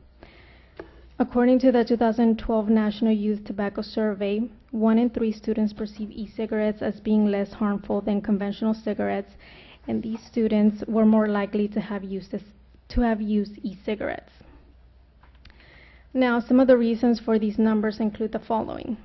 A 2014 study reported that a comprehensive internet search from May 2012 to January 2014 resulted in 466 brands of e-cigarettes and 7,764 unique flavors, such as fruit, candy, menthol, and desserts. In 2013, $82.1 million were spent in e-cigarette advertisement across all media channels. And finally, all major tobacco companies now make e-cigarettes, and in less than 10 years, Big Tobacco will sell the majority of e-cigarettes in the United States. This data sheds light on the impact of electronic cigarettes among youth and how this population is being targeted as consumers of these products. Now, I would also like to share that the coalition works with youth, and just yesterday we had a training for them, and we keep hearing stories about how their friends that are 18 or older buys the products for children that are younger. We hear stories of how students are using these products at school, and the majority of these students are high school and middle school students. So these products are out there, definitely. So thank you for your time and commitment to making Capitola a healthy city. Thank you, Andrea.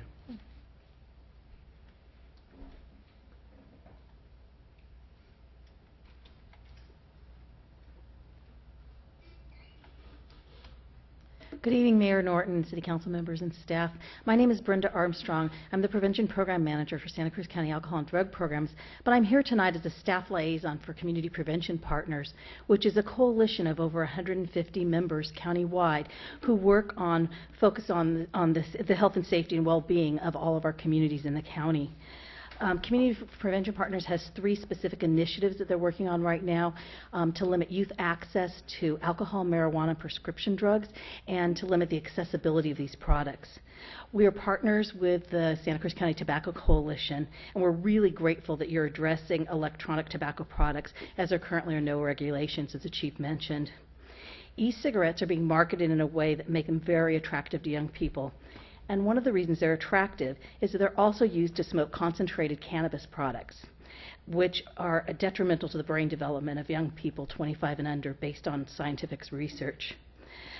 As the Chief mentioned, their popularity has doubled in the last year.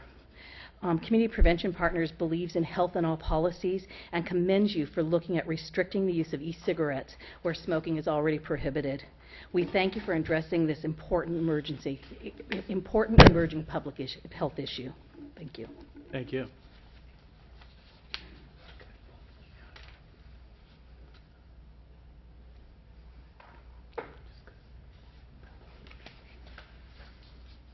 Good evening, Mayor and City Council members, staff, and community members. My name is Andrea Solano. I'm also a health educator at the County Health Services Agency. I'm also one of the staff to the Santa Cruz County Tobacco Education Coalition. And the coalition is a group of community members that are committed to addressing tobacco control across the county. And we're all very pleased that the City of Capitola is addressing this emerging issue. If you approve the proposed changes tonight, you'll be joining over 70 communities across the state that have already updated their smoking regulations to include e-cigarettes, including the City of Santa Cruz, the City of Watsonville, and the City of Scotts Valley most recently. And there are many reasons to include e-cigarettes into current no smoking regulations. As the Chief mentioned, there's currently no scientific evidence to support the safe use of these products, and they're not currently regulated. And although they're heavily marketed as an effective cessation tool, there isn't any scientific evidence that they are an effective quitting method. And they also threaten to undermine our current no smoking policies because, at first glance, it's really difficult to tell whether someone is vaping an e-cigarette or they're smoking a traditional cigarette. So that would impose an enforcement challenge, like you might imagine. And as the chief mentioned, it also threatens to re-normalize smoking because, as I mentioned, it's pretty difficult to tell the difference, especially for a child or a young person that hasn't grown up seeing people smoking in indoor public spaces. So it'd be hard for them to understand why is so-and-so vaping at the restaurant. So I also wanted to end by saying that the proposed changes wouldn't ban the use of these products. It would just limit or regulate them in the same way that traditional tobacco products are limited. So where you can't smoke, you can't vape. Thank you so much. Thank you, Andrew. Is there anyone else in the public who would like to address this issue? Being none, I return to council. Just for clarification, John, has this been in public, this revised version, that we can actually adopt this without? Yeah, because you're adopting it for publication tonight, so it'll be published, and then you'll have to finally adopt it at your next council meeting. Okay. Everyone understands that? Is there a recommendation? Okay. Yes. Okay. I'll start. Okay. I have experience with all facets of this. People who I associate with, people I work with, myself. And while there has been pointed out to me that there's no real hard science yet about the detrimental effects, 50 years ago there was no hard science about the detrimental effects of cigarettes. I don't want to be that guy from the past who ignored it. I think this is while it's a little nanny-like, you know, I always get concerned when we reach out like this. It's no more restrictive than tobacco. It holds them to the same standard. And I think it's pretty even-handed, and I will move the resolution. Thank you. Second. Motion is second. Stephanie? Just under discussion, I brought this up when we were talking about the village and smoking in the village, and we did have a problem with people buying tobacco products outside a store on Monterey Avenue and then coming out on the sidewalk. So I proposed extending the boundary from the village in section 8.38.06 to extend up a block. And the council wasn't interested at that at the time, and subsequently the landlord, apparently with the police department and so forth, helped take care of that problem. But not that it couldn't happen again. And if we have a store, I just want everyone to think about it. If we have a store that's selling tobacco products, are people going to go? I mean, the person can tell them, you know, you can't smoke out there. I just don't want that be a problem again that we have to deal with, because it was a hassle and took months and months. And I got lots of phone calls. He's out there again doing it. Call code enforcement. Call this. Call that. I don't know what the situation is there now. I haven't talked to the chief about it, but the store's not there anymore. It's not there anymore. No. Okay. To clear that. Thank you. Thank you. We have a motion and a second. All those in favor? Aye. Aye. So moved. Thank you.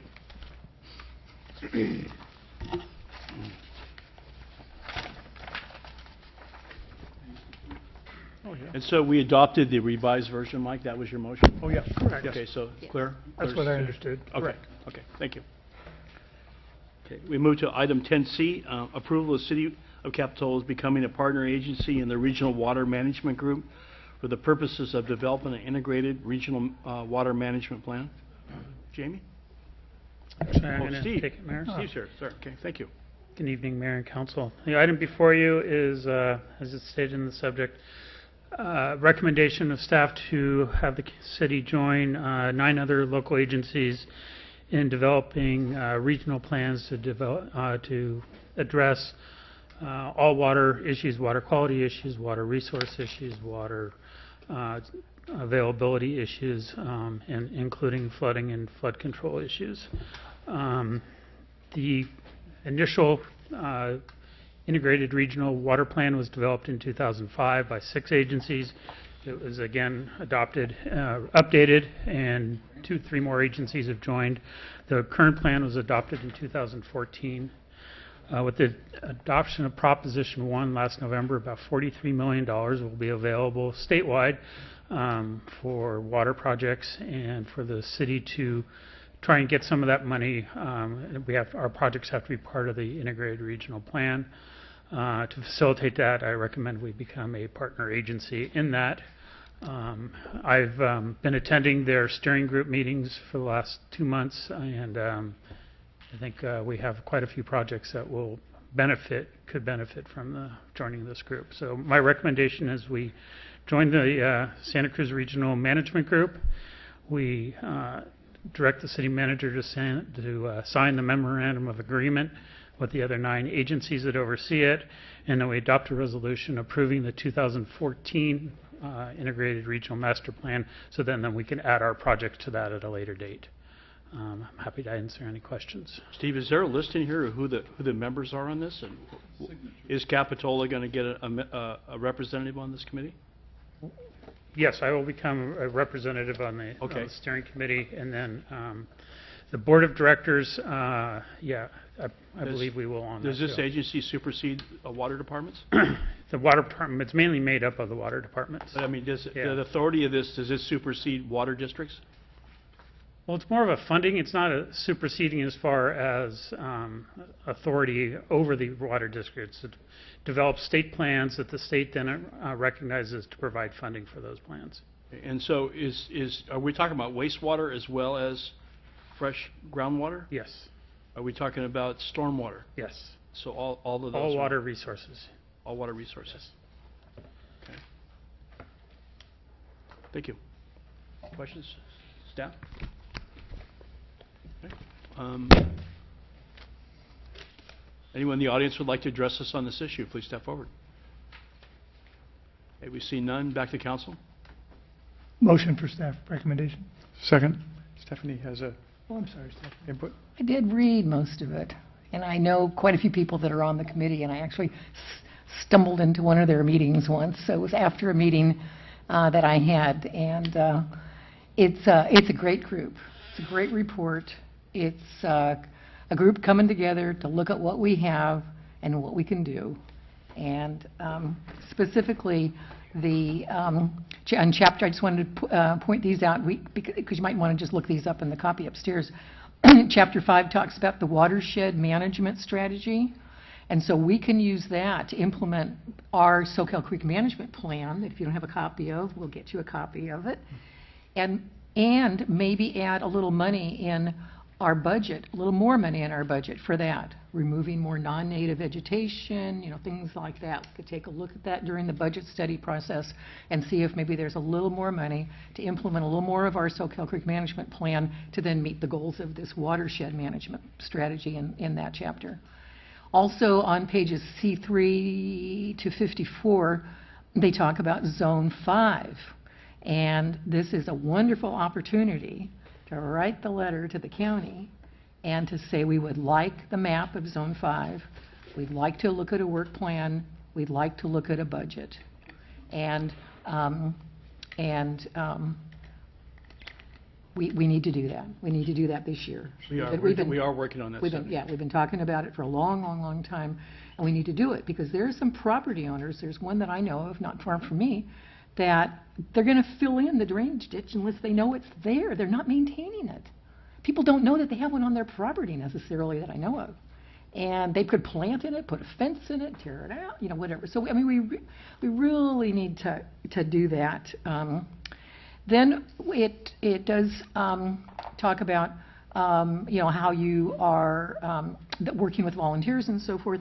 We could do we ought to do more for our first flush volunteers. I mean, the people that participate in that and the other coastal watershed activities, maybe we could have a little annual recognition of them, of, our protectors of the creek, our, volunteers that help protect our watershed. Just give a little more emphasis to those folks. They've come, from time to time and, said they're out there, well, we don't have any rains to have the first flush. But when we do, let's be ready for it. And let's be ready to, give those volunteers a little recognition in our volunteer lunch. I don't think we've ever invited them to our volunteer lunch. And, there's some good people. Also on page C6 and 7, it talks about that, the high scores of projects and so forth, and there's the project number 59, you don't have that, you don't even have it up on a screen though, do we? Anyway, ID number, please look up ID 59, because that's a goal for that I think we could incorporate. So there's a couple of things in, or do you want to read it off, Steve, on page C6 and 7? The project ID? ID 59? I'm not sure I have the same list, because my project 59 is from the recycled water facility study. Oh, yes, that's it. Yeah. Recycled water, talking about Soquel Creek Water District. They're going to be looking at using, recycling our water before we send it to Lode Street to get sent to Santa Cruz for maybe a pilot project at some time. Santa Cruz is looking at, Soquel Creek's going to look at it. So it talks about that in here, also reusing, recycling water. Scotts From Valley our sewer approved- system? Uh-huh. Scotts Valley, before it gets to the You sewer better system. talk to the public before you start that one. Oh, we certainly will, but for Scotts Valley uses it right now, and Watsonville Well, uses it right it's now. tertiary Yeah, but treated water Right. being It pumped goes in. to, it goes to golf course. It doesn't go to Right, public, it doesn't right. go in the public system. No, but we're not doing that in Mid-County. Oh. No, we're gonna use it to pressurize the salt and treated wells to increase the back pressure to stop more wells from being intruded upon. Right. But I mean, it could be used, for landscaping, right, in Mid-County right now that we're not using, whether it's, the old par 3 or, Cabrillo or the other golf courses, other parks, or, whatever we need to start looking at. And it's really exciting that we're going to start to look at it. And so this plan talks about that also, which, so anyway, I thought it was very interesting, and there's some parts here that we will follow, we can use, and it's great. Thank you, Steve. I'm going to vote for this, Steve, but I'll tell you what, I have to navigate government agencies like this. The layering is getting deeper and deeper and deeper and deeper. This will become a regulatory agency. It will happen. I'm comfortable because you're on it. As long as we have it written in here that there will be a Capitola representative in here somewhere, I think that we should insist on that. And I get this agency is already formed. It isn't. We're not being asked to help form it. We're just asked for money. Is that right? Is that what we're asked for here? We actually went to them, I went to them and said, how do we join? Because it's an opportunity to get grant funding, to be honest with you. Okay. It's been in existence. I've resisted. I mean, they've come to us before. I think Jamie and I have had a couple meetings with them asking us to join. We've kind of resisted because they weren't funding projects we thought we could get money out of. I think right now there's an opportunity for us to get some money out of it. What do you see as local projects that we could? Well, I think the Soquel Creek enhancement projects and flood control projects for Noble Gulch are probably my two highest priority. Okay. It's a question. Just a clarification on this. What I read in this was we're not eligible for the $43 million in grant funding if we don't become part. That's true. Okay. Steve, I was just curious. You said you resisted joining. What were the basis, or what were the points that you felt Well, were I just important? didn't see, at the time they were funding mainly water resource projects, the water recycling projects, things like that were drinking water, and water quality projects, sewer improvement projects. And so most of the money was going to sanitation districts and water districts, neither of which the city has. But I think right now there's opportunities for us. Okay. Thank you, Steve. Appreciate it. We had a motion and a second. You got a motion? We had a motion and a second? Okay. Who's the second? Me. Okay. We got a motion. One of us at this end. I made the motion. 2.5, whatever. The gentleman's my left. Yes, the gentleman to your left. Okay. We have motion and second. All those in favor? Aye. Aye. Thank you, Steve. Steve. Fight over this. Okay, item 10D, which is a resolution authorizing the city to enter in a joint powers agreement with the California Hero Program for renewable energy. Good evening, Mayor and City Council members. Before you is a resolution to authorize the city to enter into a JPA, Joint Powers Agreement with the California Hero Program. Assembly Bill 811 and 474 authorizes cities to designate an area within which authorized public officials and property owners may enter into these voluntary contractual assessments to finance the installation of renewable energy sources, energy efficiency, and water conservation improvements. Hero partners with local governments to make energy efficient, water efficient, and renewable energy products more affordable for homeowners and business owners. A little bit about the program. It's the #1 energy efficient financing program in the U.S. They have previously approved over 25,000 total projects across California and have funded over $500 million worth in projects. Because of its success, the HERO program is now being offered to additional California cities as a quote-unquote turnkey program. This allows us to save time, cost, and other local resources that would normally be required to develop this sort of program. There are a large variety of these energy efficient improvements that the HERO program can finance, such as electrical vehicle charging stations, cool wall coatings, ceiling fans, energy audit, ventilation, lighting fixtures, all the way back down to drought-tolerant landscaping. So just about anything that you can build on your home or your business that's going to save energy or water. So here's how the program works. HERO is unique in that it provides financing for approved energy efficient, water efficient, and renewable energy improvements, which are then financed by the issuance of bonds by the JPA. In this case, it's the Western Riverside Council of Governments. By adopting this attached resolution, the city will become an associate member of the JPA, which then allows residents to voluntarily access energy efficient financing without the city having to spend any extra staff time. The repayment of HERO financing is included in your property tax bill. If you make property tax payments through an impound escrow account, your lender will adjust your monthly payment to include the amount due for the HERO financing. They offer low fixed interest rates and flexible payment terms of 5, 10, 15, and 20 years. Additionally, if you sell the property, the remaining payments will be passed on to the new property owner. So there are several benefits to both the property owner and to the city, as I'm sure you can imagine. Benefits to the property owner include savings on home improvements, the fact that the program is 100% voluntary, the payment obligation stays with the property when sold, flexible payment options, and the HERO program's easy to use. Their website's extremely user-friendly. Just type in the city and it pops up a list of different contractors that are registered with this program, and you go from there. Benefits to the city include greater energy and water conservation, reduce greenhouse gas emissions, increase in local construction jobs and property values, as well as the little staff time needed. So Capitola plans on promoting this HERO program through a variety of methods. We plan to publish info on the city newsletter as well as through the city scroll that's seen on the public access TV.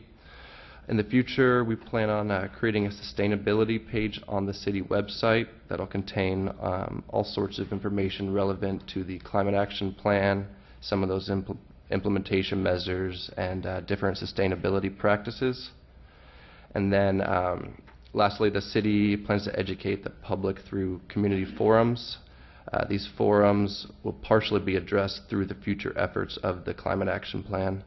The adoption of the HERO program would be a good first step in beginning to address some of these implementation measures of our larger climate action plan. And those of you that don't know, the climate action plan is currently in the draft stages. There are 290 other cities in California that have previously adopted this HERO program. As you can see, these are other somewhat local cities. I tried to narrow it down to Northern California. So finally, staff recommends that the City Council adopt the attached draft resolution authorizing the city's participation in the California HERO program and approve an amendment to the joint exercise of powers agreement related to the California HERO program. And one last thing, I know that Oriana Yanes is here from HERO to answer any questions if you guys have any that I don't know the answers to. Thank you, Ryan. I have a couple questions. Sure. the city will charge no fees in regard to this, correct? Correct. What is the current interest rate applied to the money used for the programs from the bond fund? Sorry. Do you know that? The current interest rates? So we actually just lowered our interest rates, so let me pull them up. So the 5-year starts at 6.75, 10 years 7.69, 15 is 8.15, and 20 years 8.35. Just in relation to what it was, the 20 year was 8.75, so all of them have been lowered. Thank you. Mhm.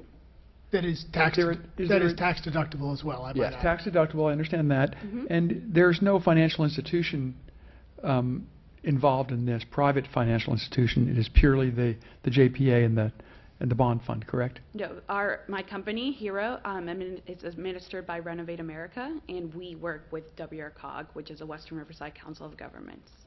Our first project started in Western Riverside Council of Governments back in 2011. So they adopted, and they were the only covering area for about 2 years. So they learned the program, and we learned with them as well.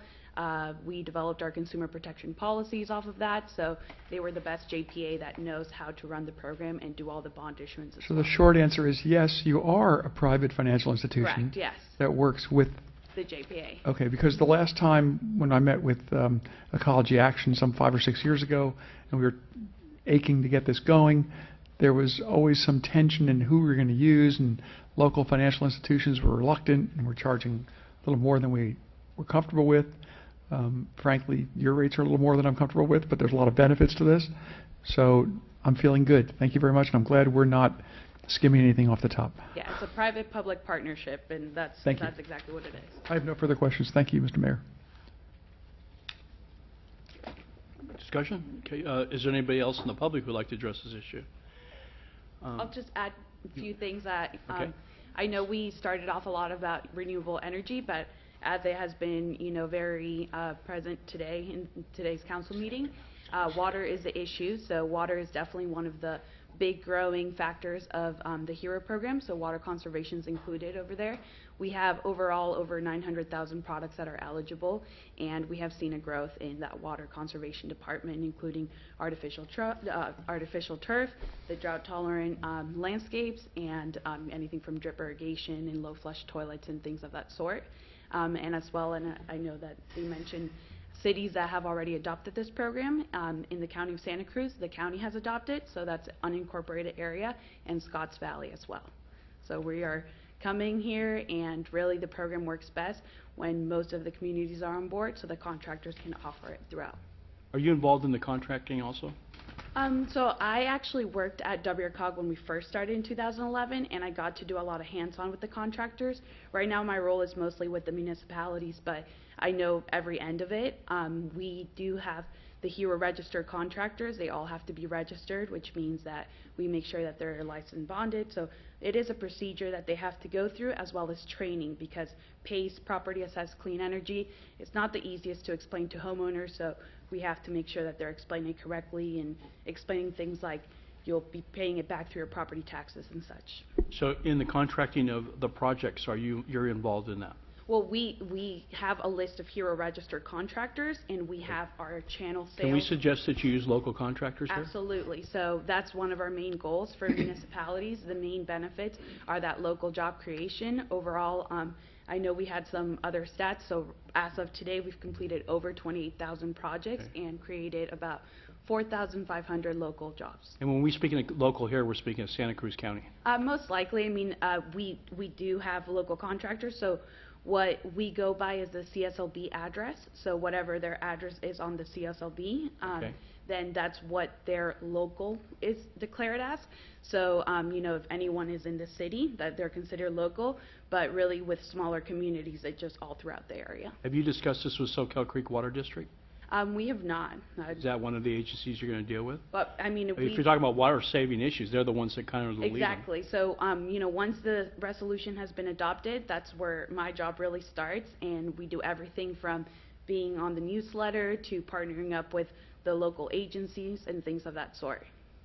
how far will you go in home improvements? Will you do changes in roof type, or Yeah, so you will? there's the sun reflected the roof, so that qualifies as it. That qualifies? Mm-hmm. All home installation then too, huh? Yeah, so it's we have over 57 product categories, and our website does break them down to areas. So anything from insulation to outdoor water efficiency, indoor water efficiency, obviously solar, HVAC. So we break it down into products, and then, like I said, there's over 900,000 individual products. This is a great service. And we really do all the work. So it's a turnkey program, is what we advertise it as. I'm just going to start it off, and if you're done with questions. Yes, Sam. Yeah, I just want to make a point that Hero has made a presentation. I sit on AMBAG to represent the City of Capitola, and they have made their presentation AMBAG, and it was well received and endorsed by AMBAG. So I just wanted to give kudos to the fact that the program is endorsed, and it is throughout the state so far. And it's a good program. I'm glad to see it's coming here. Yes, fantastic. Yeah. Ryan, looking at ways we can distribute information and educate the public to this, I like your list up there. I think it's a good start. One thing that we've used in the past is we've actually used green waste, and using them, and I actually request that part of our contract allows us to put a brochure on their cans. This gets out. Every person in this town has garbage, and so that goes to every person when they pull their barrel in at night. That they have this brochure on them. I think it's a good way to distribute this. I think it's a great service for a good percentage of Capitola residents to look into. So, okay. I think we need to be careful about advertising, seemingly advertising, so maybe we could take a look at it and see. Well, if we're jumping on here, I think we already endorse, aren't we? Well, I know, well, I mean, yeah, but but then what we do with that information is another thing. Like putting it in a newsletter, I think, is great, or whatever we can do. I'm not sure we're quite ready to single out one program for a special attention for our residents. Well, we're just approving this program for the citizens of Capitola cannot use the program unless we endorse it. Absolutely, but he just brought up the issue of putting it in the garbage can. Yeah, I'm not into marketing. I think it's good that we are allowing this company to present their service to the citizens, and should it fit their needs, and they're willing to take on whatever the obligations are, the interest rate, and the terms and tied to the house. I just think it's good for people that don't have any other way to make improvements to their house, cut down greenhouse gas emissions, the whole gamut. It's a great program. I endorse it. It certainly is. Yeah. Okay. We have a motion? I'll make a motion to adopt the resolution to join the JPA. Second. We have a motion and a second. All those in favor? Aye. Aye. Okay. Thank you very much.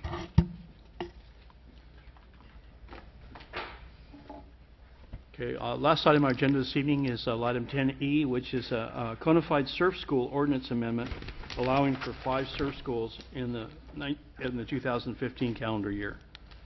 And so carry on the discussion we had 2 weeks ago, I guess. Good evening, Mayor and City Council. At its March 12th meeting, the council gave direction to staff and the city attorney to draft and bring back to council an uncodified ordinance pursuant to for the 2015 calendar year only, that would maximize the amount of surf schools from 4 to 5 that would be able to be permitted to operate in the city of Capitola, as opposed to the 4 that we previously mentioned.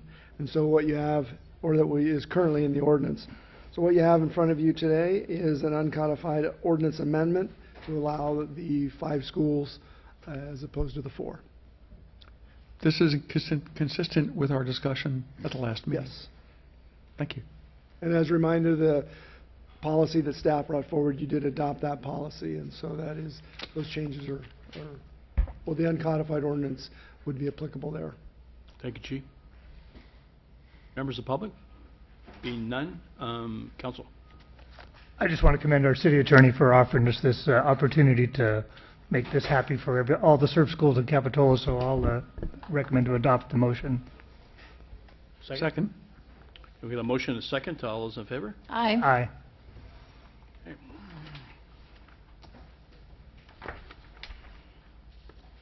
Okay, this is, that was the last item that will be adjournment until the next regular meeting of the Capitola City Council on April 9th.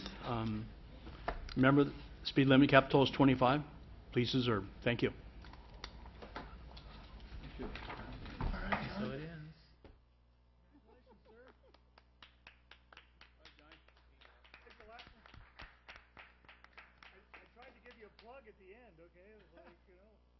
without you now. See?